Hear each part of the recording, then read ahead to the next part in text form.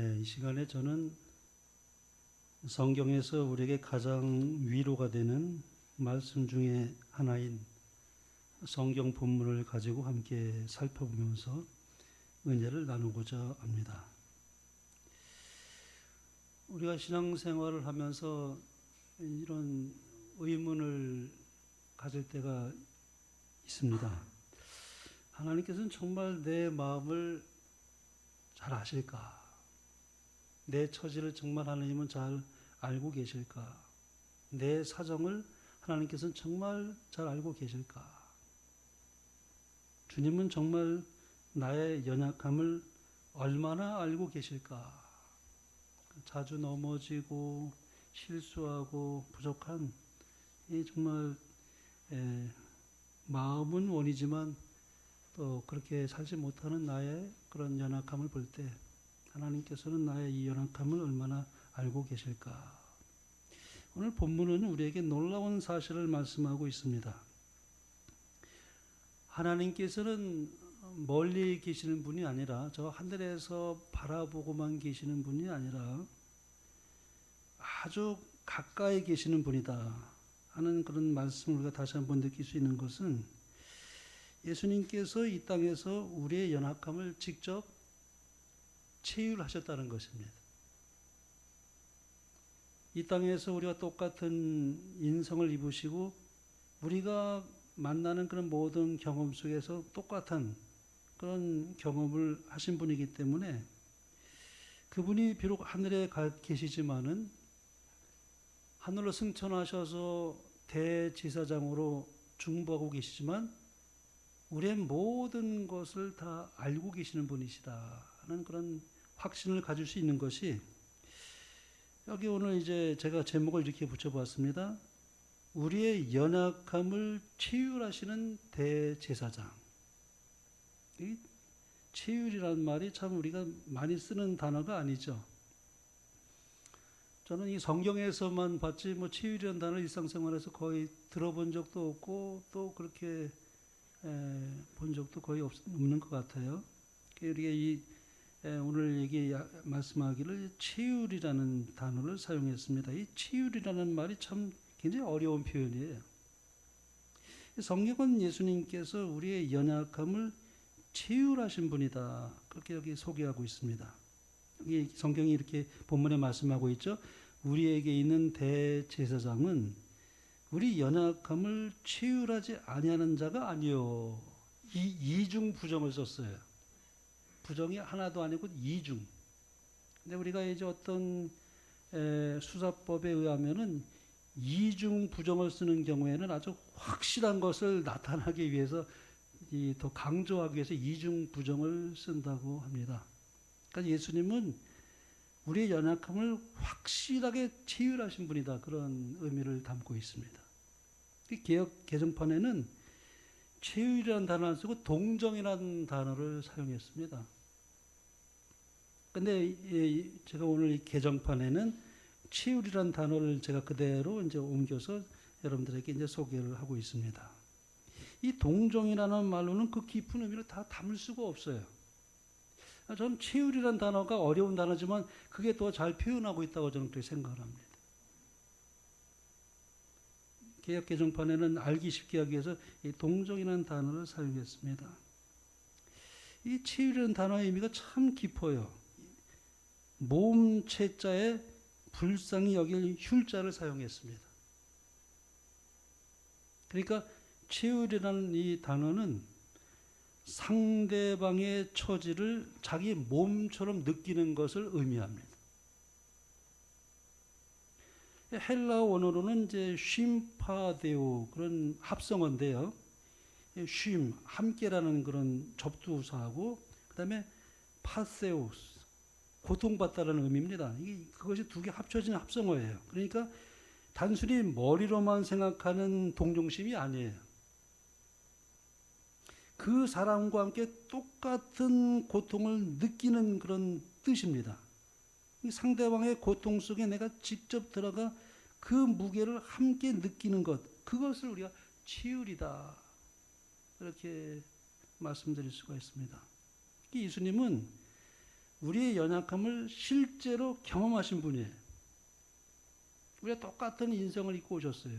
예수님은 완전한 하나님이시지만 완전한 인간이 되셔서 이 땅에 오셨어요. 우리가 만나는 모든 경험을 친히 몸소 경험하신 분이에요.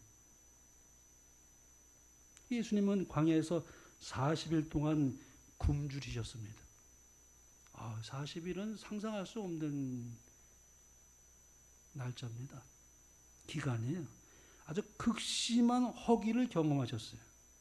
그러므로 예수님은 누구보다도 무엇을 잘 이해하고 계실까요? 배고픔이 뭔지를 잘 이해하고 계시는 분이에요. 나사로의 무덤 앞에서 예수님은 눈물을 흘리셨습니다. 그러므로 사랑하는 사람을 여의는 그 마음의 슬픔을 누구보다도 잘 알고 계신 분이에요. 예수님은 제자들에게 또 배신까지 당한 경험이 있어요. 군중들에게도 버림을 받으셨죠. 십자가를 앞두고 폭도들에게 잡혀갈 때 사랑하는 제자들이 다 도망갔습니다. 그래서 예수님은 외로운 마음이 뭔지도 잘 아시고 배신이 뭔지도 잘 아실까요? 상처받는 마음이 뭔지도 잘 알고 계신 분이에요. 그분이 다 그것을 경험하셨으니까요. 그리고 오늘 본문은 이렇게 말씀합니다. 모든 일에 우리와 한결같이 시험을 받으셨다. 예수님께서는 실제로 시험을 받으셨습니다. 예를 들면 광야에서 돌로 떡을 만드는 시험을 받으셨죠. 또 십자가를 피하라는 시험까지도 받으셨어요. 사랑하는 가장 아끼는 제자인 베드로가 십자가 얘기했더니 결코 이런 일이 있어서는 안 되겠습니다. 예수님이 사탄아 내 뒤로 물러가라. 예수님 그 사탄이 배후에서 베드로를 이용해서 그렇게 예수님을 실족하게 만들었어요. 그런데 예수님이 그 시험에 넘어가지 않았죠. 사람들에게 인정받으려 하는 시험까지도 받으셨죠. 뛰어내려라. 그러면 천사가 봤더니 많은 사람들이 와 하고 엄청난 그런 이 명예와 안목의 그런 이생의 자랑을 얻게 될 것이다. 그런 유혹까지 받으셨어요. 또 자기 자신을 위해 사용하라는 자기의 그 어떤 능력을 자기 자신을 위해서 사용하는 시험까지도 또 받으셨어요. 엄청난 시험입니다, 그거는. 그러나 중요한 것은 예수님께서 시험을 받으셨지만 한 번도 죄에 굴복하지 않으셨다는 것입니다. 왜 이것이 우리에게 큰 위로가 되는가? 만약 예수님께서 인간의 고통을 전혀 경험하지 않으셨다면 우리는 이렇게 아마 생각할 수도 있습니다. 주님은 내 형편을 모르실 거야. 내 처지를 주님은 알지 못하실 거야. 근데 예수님은 이 땅에서 그 모든 것을 체휼하셨기 때문에 우리가 표현하지 않아도 그 심령을 다 보고 계시고 알고 계십니다. 여러분 그것을 믿습니까? 예수님은 분명히 다 알고 계셔요. 말로 표현하지 않는다 할지라도 그 마음의 심령이 하나님을 찾는 그 마음이 조금이라도 있으면은 성령께서 마중 나오지 아니한 때가 없다. 얼마나 참 하나님께서 우리를 그런 마음을 조금이라도 열기만 하면은 성령께서 마중 나오십니다. 그 마음을 아시기 때문에. 유명한 신학자요 저술가였던 C.S. 루이스가 이런 말을 했어요.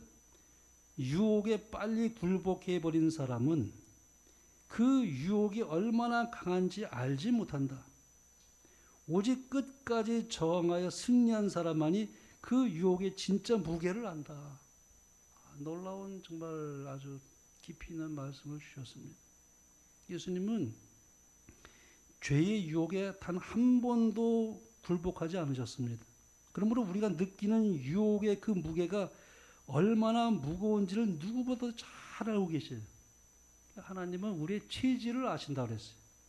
우리가 얼마나 먼지 같은 존재인지 하나님은 잘 알고 계십니다. 얼마나 우리가 연약한 존재인지 다 알고 계셔요. 그렇기 때문에 그 무게를 이길 힘을 예수님께서는 우리에게 공급하실 수 있다는 것입니다. 그게 복음이에요. 예수님은 인간의 고통을 직접 경험하신 분입니다. 배고픔도 경험하셨고, 피곤함도 경험하셨고, 외로움도 경험하셨고, 배신도 경험하셨고, 눈물도 흘리셨고, 억울함도 당하셨고. 그러므로 예수님은 우리의 형편을 누구보다 잘 알고 계신 분이에요. 이해하고 계신 분이에요. 한 유명한 의사가요, 환자들을 돌보는데 환자들은 그 의사의 말 한마디에 큰 위로를 받는 것입니다. 알고 보니까 그 의사 역시 과거에 투병하며 죽음의 문턱까지 갔다 온 사람이에요. 그런 경험이 있었던 의사였습니다. 병을 책으로만 공부한 의사와 자기도 같은 병을 알아본 의사는 환자를 대하는 느낌이 조금 다를 수 있겠죠. 같은 말을 해도 더 이해하고 더 공감하고 더 조심스럽게 아마 환자를 대할지 모르겠어요. 왜냐하면 그 고통이 어떤 것인지 자기도 경험해서 알기 때문에 그렇습니다. 예수님은 우리의 연약함을 단순히 그냥 관망하시는 분이 아니라 친히 인간이 되셔서 그 모든 고통을 다 통과하신 분이라는 사실이에요. 40일 금식 후에 예수님은 극도로 배고팠죠. 사탄이 말했습니다. 네가 하나님의 아들이든 돌로 떡덩이가 되게 하라. 여러분, 배고프면 아마 돌이 떡덩이로 보일지 모르겠어요. 제가 옛날에 우리 친구들과 설악산을 이제 등산을 갔는데 처음 갔어요, 설악산을. 근데 겁도 없이 새벽에 뭐 일어나서 우리 뭐 간단한 그냥 뭐 배낭 짊어지고 그 저 꼭대기 올라가자고. 근데 한 중독도 못 올라가가지고 그냥 쉽게 올라갈 줄 알았다가 이거는 엄청난 산인지도 모르고 그렇게 했다가 야 우리 집에 다시 돌아가자. 야 이거 안 되겠다. 해가지고 이제 포기하고 돌아오는데 얼마나 배고픈지. 근데 어느 분이 그때는 밥을 지어서 이렇게 해먹을 그때였어. 지금은 못하지만은. 근데 밥을 짓는데 그 밥 냄새가 얼마나 향기로운지. 와, 당장에 그분에게 가서 좀 밥 좀 달라고 하는 말이 막 여기까지 올라오는데 그걸 참고 내려가는데 참 힘들더라고요. 얼마나 배고픈지 정말 요만큼이라도 얻어먹고 왔으면 좋겠다. 아마 예수님께서 40일 동안 금식하셨으니까 이 인성을 입으신 예수님께서도 돌이 떡덩이처럼 보이는지는 몰라요. 그러니까 사탄이 아마 그런 유혹을 했겠죠. 돌이 떡덩이가 되게 하라. 예수님은 육체의 그 연약함을 절절히 경험하셨습니다. 겟세마네 동산에서도 마찬가지예요. 예수님은 홀로 피가 땀방울이 되어 흘러내리도록 그렇게 간절히 아버지께 기도했습니다. 여기 성경이 이렇게 표현했어요. 내 마음이 심히 고민하여 죽게 되었으니. 이 얼마나 처절한 예수님의 그 인성을 입으셨기 때문에 우리의 모든 죄를 다 감당하셔야 되기 때문에 아버지와 분리되는 그 경험이 너무도 예수님은 큰 무거운 그런 마시기 어려운 잔이었어요. 할 수만 있으면 이 잔을 내게서 떠나게 해달라고 그랬어요. 그러나 아버지의 뜻대로 되기를 원하나이다. 십자가에서도 버림받았죠. 엘리 엘리 라마 사박다니. 하나님 어찌하여 나를 버리셨나이까. 그냥 완전 죄가 되셨어요. 예수님은 우리를 위해서 죄 자체가 되셨어요. 그러니까 하나님으로부터 분리되는 경험이 그 아버지께 향하는 그 모든 그 이 기도의 표현이 너무나 간절해. 엘리 엘리 라마 사박다니. 나의 하나님 어찌하여 나를 버리셨나이까. 그것은 죄인이 느낄 수 있는 최고의 캄캄함을 경험한 것입니다. 그러므로 우리가 정말 우리가 어떤 절망 가운데 부르질 때 예수님은 우리의 심령을 다 이해하고 계셔요. 모든 일에 시험을 받으셨으나 죄는 없으시다. 모든 일에 우리와 한결같이 시험을 받은 자는데 죄는 없으시니라. 예수님께서 실제로 시험을 받으셨죠. 그 시험은 형식적인 것이 아니었습니다. 사탄은 예수님을 실제로 넘어뜨리려고 했어요. 광야에서 군중들을 선동해가지고 또 갑자기 뭐 이제 여러 가지 그런 일들을 또 함정을 만들고 십자가 앞에서 끊임없이 공격을 하고 조롱을 하고, 그러나 예수님은 단 한 번도 죄를 선택하지 않으셨습니다. 여기서 우리가 중요한 진리를 발견하게 됩니다. 시험 받는 것 자체는 절대 죄가 아닙니다. 유혹이 오는 것 죄가 아닙니다. 예수님도 시험 받으셨으니까요. 시험이 온다고 해서 하나님께 버림받는 것도 아닙니다. 누구나 다 시험은 받게 돼 있어요. 아무리 믿음이 훌륭하고 출중해도 더 시험이 아주 크게 올지 모르겠어요. 시험이 온다는 것은 오히려 내가 싸우고 있다는 증거가 될 수 있습니다. 투쟁이죠. 강한 나무는 바람이 전혀 없는 곳에서 자라지 않습니다. 거센 바람 속에서도 뿌리를 깊이 내리며 강해집니다. 이 신앙도 마찬가지예요. 시험이 없는 신앙이 아니라 시험 속에서도 하나님을 붙드는 신앙이 어떤 의미에서 정말 진짜 신앙이라고 말할 수 있어요. 품성은 위기의 때에 나타난다고 그랬습니다. 예수님은 가장 거센 폭풍을 이기셨어요. 그리고 이제 우리에게 힘을 주시는 것입니다. 그러므로 오늘 말씀에 은혜의 보좌 앞에 담대히 나가라고 이렇게 말씀하고 있죠. 그러므로 우리는 긍휼하심을 받고 때를 따라 돕는 은혜를 얻기 위하여 은혜의 보좌 앞에 담대히 나아갈 것이니라. 여기 그러므로 그렇게 시작합니다. 예수님께서 우리의 연약함을 아시기 때문에 피하지 말고 은혜의 보좌 앞에 담대히 나아가라고 말씀합니다. 내가 넘어졌을 때 사탄은 말합니다. 하나님께 피하지 마라. 하나님께 가지 마라. 그러나 성경은 말합니다. 더욱 은혜의 보좌 앞에 나아가라. 이 은혜의 보좌라는 것이 무엇일까요? 죄인은 원래 하나님의 보좌 앞에 설 수 없는 존재입니다.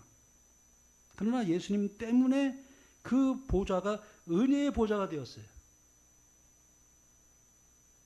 놀라운 복음이 아닐 수 없습니다. 예수님의 피로 인하여 우리는 그래서 담대히 은혜의 보좌로 나아갈 수 있게 되었습니다. 때를 따라 돕는 은혜가 있어요. 오늘 본문은 때를 따라 돕는 은혜 그렇게 표현하고 있습니다.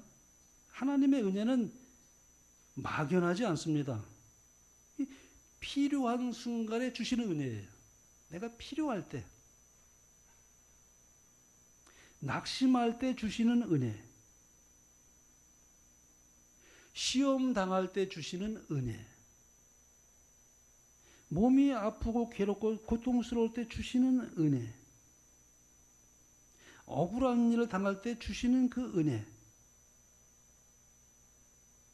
넘어졌을 때 다시 일으켜 주시는 은혜. 근데 하나님은 미래의 힘을 미리 다 주시지는 않아요. 그날 필요한 은혜를 그날 주십니다. 이스라엘 백성이 광야에서 만나를 먹었죠. 하늘에서 내려왔습니다. 하루치만 거둘 수 있었어요. 왜 그랬을까요? 날마다 하나님을 의지하도록 하기 위해서 그렇습니다. 우리도 마찬가지입니다. 하나님은 오늘 필요한 은혜를 오늘 주셔요. 나치 수용소에서 살아남은 이 코리텐붐 여자가 어릴 적에 아버지에게 물었어요. 정말 아주 참 자기 그 언니도 수용소에서 참 비참하게 죽었고 참 그런 데서 살아남은 게 코리텐붐 여자가 어릴 때의 경험을 그렇게 이야기를 했습니다. 어릴 적에 아버지에게 물었어요. 아빠, 나는 고난을 견딜 용기가 없어요. 그때 아버지가 이렇게 대답했다고 그래요. 코리야, 아빠가 너에게 기차표를 언제 주던, 일주일 전에 주던 아니면 기차 타기 직전에 주던, 코리가 타기 직전에요. 그렇게 답하자 아버지가 말했습니다. 하나님도 마찬가지란다. 지금은 필요 없지만 내가 그 일을 당하는 바로 그 순간에 하나님은 내게 필요한 기차표를 주실 거야. 힘을 주실 거야. 참 놀라운 그 신앙을 가진 그 아버지의 그 믿음의 모습이에요. 그것이 오늘 본문에서 말씀하고 있는 때를 따라 돕는 은혜입니다. 상처 입은 치유자라는 말을 썼는데요. 유명한 신학자였던 나우엔, 참 유명한 그 나우엔 그 신학자가 하버드 대학 교수직이라는 그 명예를 내려놓고 라르시라고 하는 정신지체 장애인 공동체에 가서 평생을 그렇게 이제 봉사하면서 살았습니다. 그가 그곳에서 깨달은 큰 진리 중에 하나가 뭐냐면 사람들에게 진정한 위로를 주는 사람은 상처가 전혀 없고 완벽한 사람이 아니라 자기도 상처를 입어본 치유자는 사실을 그가 발견하게 되었습니다. 고통당하는 사람에게 가서 힘내세요. 다 잘 될 겁니다. 이런 원론적인 말은 어떤 때는 힘이 되지 않을 수도 있어요. 오히려 말없이 곁에 앉아서 눈물을 흘리며 사실 나도 참 많이 아파봤어요. 그 마음이 어떤 것이 조금은 알 것 같아요. 이렇게 말해주는 그 상처 입은 치유자의 말 한마디가 얼어붙은 마음을 녹일 수 있다는 것입니다. 오늘 성경은 우리에게 세상 그 어느 누구보다도 우리를 잘 아시고 우리의 아픔에 눈물을 흘리시는 이 완벽한 상처 입은 치유자를 소개하고 계세요. 그분은 바로 우리의 대제사장이신 예수 그리스도입니다. 예수님은 우리의 연약함을 단순히 관망만 하시는 분이 아니라 친히 인간이 되셔서 그 고통을 통과하신 분이기 때문에 우리가 어떤 경우를 만나더라도 능히 위로해 주실 수 있는 분, 넉넉히 위로해 줄 수 있는 분. 그래서 우리가 힘들 때요, 주님을 바라보면은 힘을 얻습니다. 참 놀라운 일이에요. 아주 힘들지라도 주님을 바라보면 위로가 오고 마음의 평강이 오고 격려가 되고 용기가 있고 참 놀라운 그 신비적인 그런 힘이 예수님 바라볼 때 이르러 오는 것은 주님이 나의 모든 마음을 아실 거라는, 그래서 주님께 모든 것을 맡길 수가 있어요. 이러한 경험은 그분으로 하여금 우리가 시험 당할 때 얼마나 힘든지 그리고 어떤 도움이 필요한지를 정확히 아는 자비로운 대제사장이 되게 하셨습니다. 참 하와이 몰로카이 섬에서 나병 환자들을 돌보더니 다미안 신부님 우리 잘 알지 않습니까? 많이 들어봤죠? 오랫동안 그들과 함께 했지만은 묻는 병자들과 함께 했어요. 그 환자들은 여전히 그를 아주 이방인 취급을 했어요. 외부인으로 느끼면서 그의 전도에 아무런 반응을 보이지 않았습니다. 너도 우리같이 문둥이가 되어봐라. 그런 말이 나오겠나. 아주 마음을 닫고 듣지를 않았어요. 그러다 어느 날 이 다미안 신부의 손에 뜨거운 물이 쏟아졌는데 아무런 통증을 느끼지 못했습니다. 자기도 나병에 걸린 것을 알게 된 것입니다. 그날 예배에서 그는 이렇게 설교를 했습니다. 나의 동료인 나병 환자 여러분, 그때야 비로소 환자들은 다미안 신부를 진정한 가족으로 맞이합니다. 예수님은 우리와 똑같은 시험을 받으심으로 우리의 진정한 가족이 되셨어요. 우리의 형님이 되셨어요. 그리고 대제사장이 되셨는데 우리의 인생을 가지고 그대로 하늘에 가셔서 성흔을 가지고 그대로 가고 계세요. 찔린 그 손, 옆구리, 그 모든 상처를 입으시고 나의 피 중보하고 계셔요. 구약시대의 대제사장은 백성과 하나님 사이를 연결하는 사람이었습니다. 백성이 죄를 지으면 직접 하나님 앞에 나갈 수가 없었어요. 그래서 제사장이 필요했습니다. 특별히 대제사장은 대속죄일에 지성소에 들어가서 백성을 위해 중보했습니다. 그러나 인간 제사장은 한계가 있었어요. 제사장도 죄인이니까 언젠가는 죽음을 피할 수가 없는 것이죠. 그러나 예수님은 다르시죠. 죄가 없으신 분이에요. 영원한 대제사장. 완전한 희생물이 되셔서 지금도 살아계셔서 우리를 위해서 하늘에서 중보하고 계시는 그분을 바라보면은 위로가 됩니다. 어떤 일이 있어도 위로가 됩니다. 여기 이렇게 말씀하고 있죠. 큰 대제사장이 계시니 승천하신 이곳 하나님 아들 예수시라. 그래서 우리는 어떤 상황에서든지 예수님께 나아갈 수가 있습니다. 왜냐하면 그분은 차가운 심판자 이전에, 엄격한 심판자 이전에 우리를 이해하시는 구주시고 우리의 연약함 속에서도 붙들어 주시는 치유하신 대제사장이기 때문에 그렇습니다. 오늘도 우리가 참 우리에게 성령을 통해서 조용히 그리고 세미한 음성으로 우리에게 말씀하고 계셔요. 우리가 귀가 열려 있기만 한다면은 주의 음성을 언제든지 들을 수 있습니다. 성령을 통해서 세미한 음성으로 우리에게 말씀하고 계셔요. 내가 잘못하면 경책하셔요. 책망하십니다. 내가 주님을 기쁘시게 할 때는 내 마음이 주님을 따라서 참 마음에 기쁨이 있게 되는데, 그것은 뭐냐면은 성령께서 우리와 늘 함께 하신다는 것을 확신하고 경험하기 때문에 그렇습니다. 내가 내 마음의 아픔을 안다. 그러나 포기하지 말고 은혜의 보좌 앞에 나오라. 죄는 없으시나 죄인을 용납하시는 그 성품. 예수는 우리가 똑같이 시험을 받으셨으나 죄가 없으신 분이에요. 이 거룩함은 우리를 정죄하기 위한 것이 아니라 오히려 우리가 죄의 유혹에 넘어졌을 때일지라도 다시 일어설 수 있는 완벽한 중보자가 되어주시는 근거가 됩니다. 우리의 연약함을 정죄의 대상이 아니라 긍휼의 대상으로 바라보셔요. 이 부모는 어릴 때 넘어진 아이를 이렇게 너 아직도 이렇게 못 걷냐고 야단치거나 정죄합니까? 우리 아이들 어릴 때 우리가 키워본 부모의 마음은 그렇지 않죠. 걸음마 배울 때 있잖아요. 얼마나 많이 넘어집니까? 왜냐하면 아직 연약한 것을 알고 있고 이게 성장 과정이라는 것을 알고 있기 때문에 그렇습니다. 그래서 우리가 교회 나와서 우리가 연약합니다. 참 연약해요. 넘어질 때도 있고 실수할 때도 있습니다. 우리가 능히 그것을 포용할 수 있는 것은 나도 성장하는 과정이 있고 저분도 성장하는 과정이 있기 때문에 그것을 알기 때문에 그렇습니다. 그러나 넘어질지라도 다시 일으켜주시는 분이 계심을 알기 때문에 또 그렇습니다. 그래서 우리가 사람을 절대 정죄하지 않아요.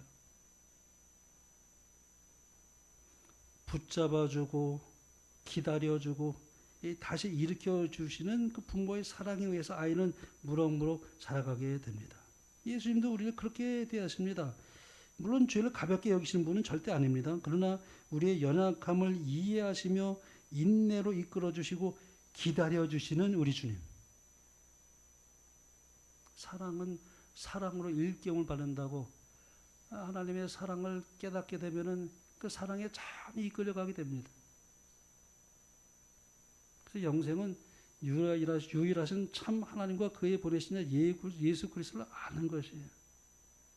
영생은 다른 게 아닙니다. 성경을 통해서 예수님을 아는 것입니다. 그분의 사랑이 얼마나 지대한 것인지, 나를 위한 희생이 얼마나 크고 놀라운 것인지를 알게 될 때 예수님을 사랑하지 않을 수가 없게 돼요.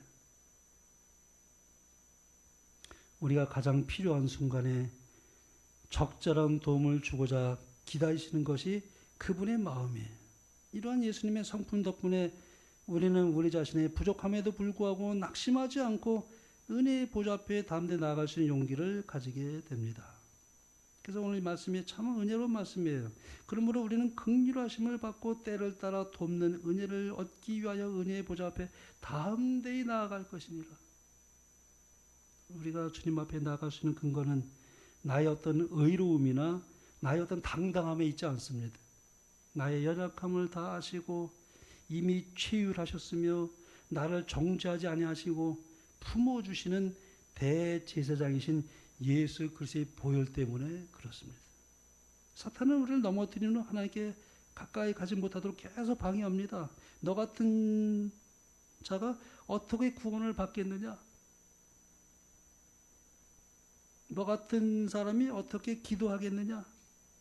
너는 너무나 부족해. 하나님께서 너를 받아주지 않으실 거야. 그러나 오늘 성경은 정반대로 말씀하십니다. 그러므로 우리는 은혜의 보좌 앞에 담대히 나아갈 것이니라. 넘어졌기 때문에 더 나아가야 합니다.